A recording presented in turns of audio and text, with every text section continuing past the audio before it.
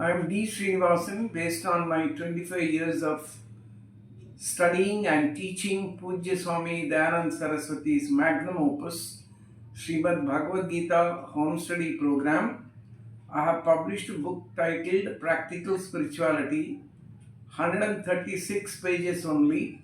The preface in the book states, it is evident from the Sanatana Dharma, which means eternal Hindu Dharma scriptures, that irrespective of nationality, religion, faith, education, culture, caste, gender, every human being has in him or her the requisite intelligence to understand Ishvara or God. This book is an attempt to provide some guidance to achieve that goal. Generally, people think that spirituality means gathering or gaining punya through various means such as worshipping, prayer, praying at home, observing vrithams, fasting, etc., visiting pilgrim centers, bathing in sacred rivers, etc., etc.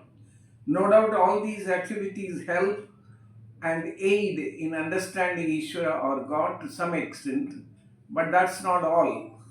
The reality of spirituality is in understanding Ishvara or God as we understand ourselves and the world around us. Our Shastras describe Ishvara or God as Sarvavyapi and Antaryami, which means He is everywhere and also in us. Then what and where is the problem? Another prerequisite for understanding Ishvara or God is Antakarana Shuddhi, which means cleanliness of the internal instrument, which are our manas and buddhi. What is mental cleanliness? This involves a lot of self-introspection, meditation, parayanam, japa, study of scriptures under the guidance of a guru, listening to spiritual lectures, etc. Now let us look at mental cleanliness. Which are these defects, factors, attitudes, etc.? Bhagavad Gita lists a lot of these. Some of them are strong likes and dislikes, anger, hatred, lack or inadequate discrimination, patience, accommodation, equanimity, composure, satisfaction, judicious restraint of sense organs, religious discipline, truthfulness, restraint in behavior, mastery over the ways of thinking, not harming or hurting others, alignment of thought, word, and deed. On hearing these, even Arjuna was baffled and told the Lord Krishna, "You are almost asking me to capture the air in my fist." Lord Krishna replied that through abhyasa, correcting and managing all these are possible.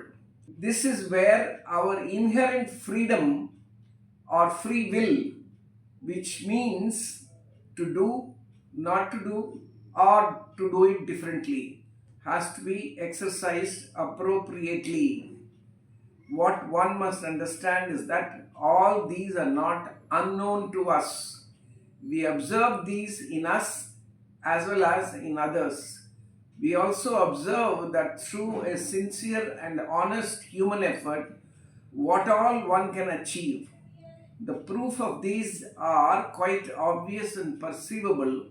For example, almost everything around us, from household mixie to aeroplanes, rockets, missiles, and spacecrafts, were first born in the human mind before their manifestation.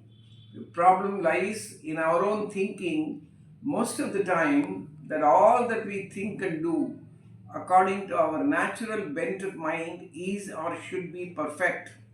That is why introspection is very important.